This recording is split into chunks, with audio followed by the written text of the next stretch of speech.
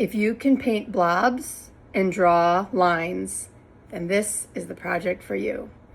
Have you ever not known what to paint? That happens to me all the time.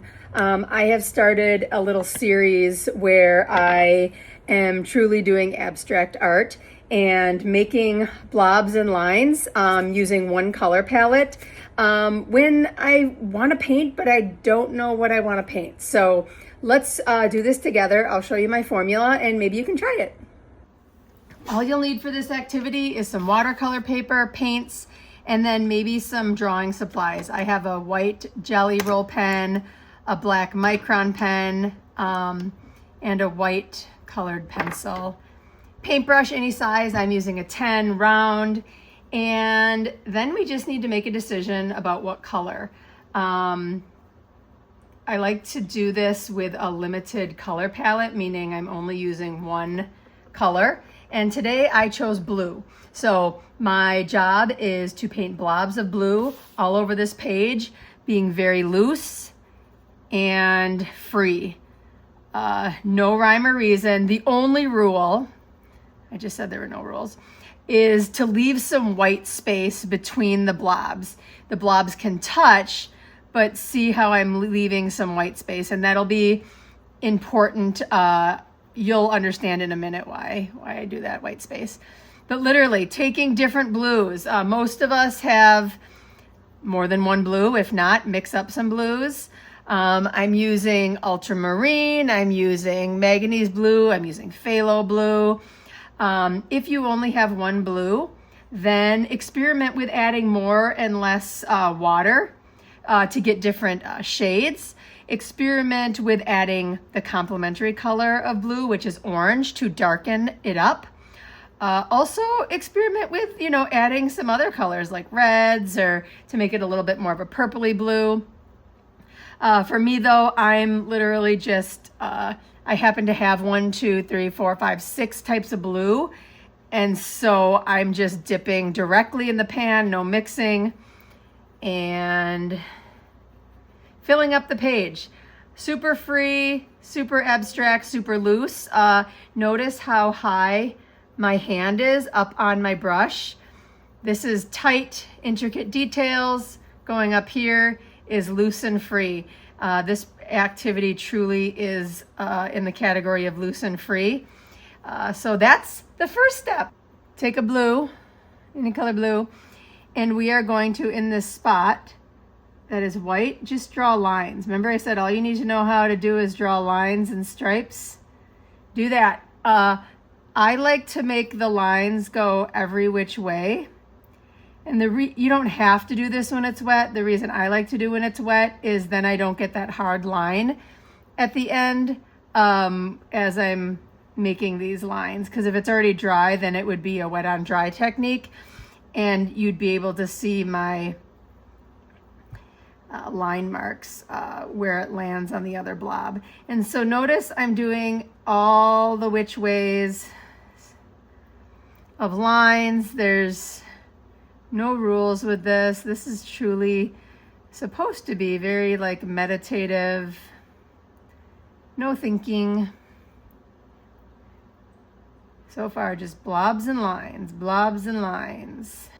Everything is fully dry, and we have an abstract piece of blob art. And now we're gonna take our adornment tools, whatever you got, markers, pens, whatever.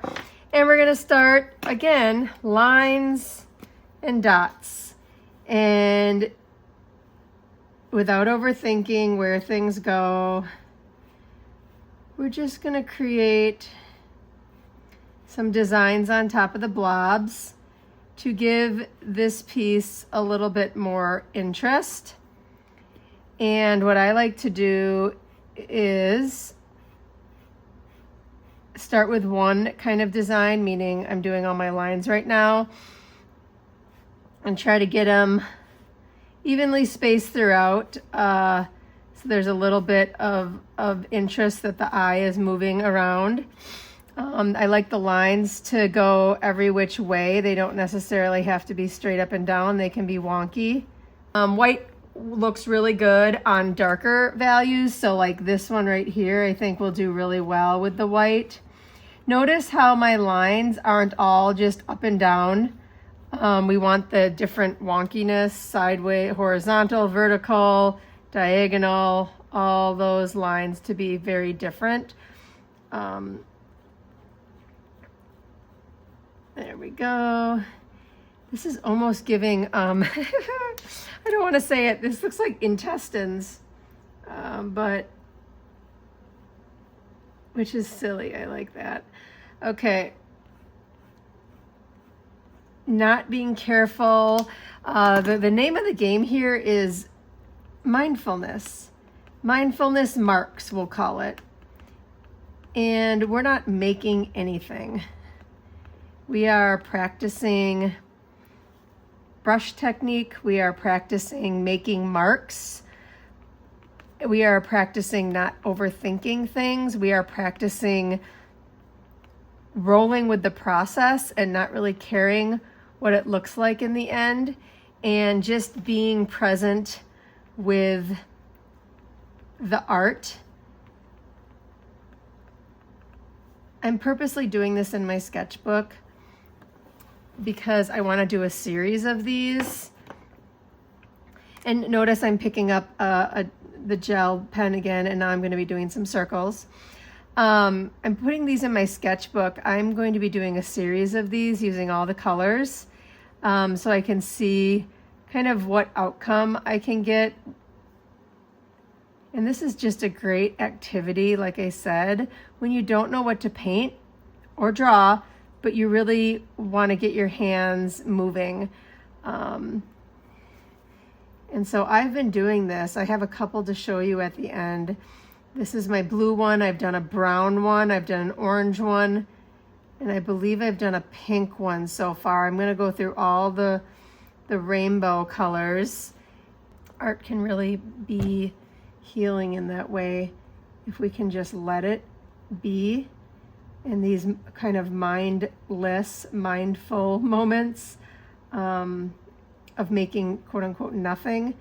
Really can get us into that Zen space. So this, oh, one more, almost done. This is what we've come up with. It's a whole lot of nothing and something all at once. And I think it looks super interesting. Why don't you try one out yourself?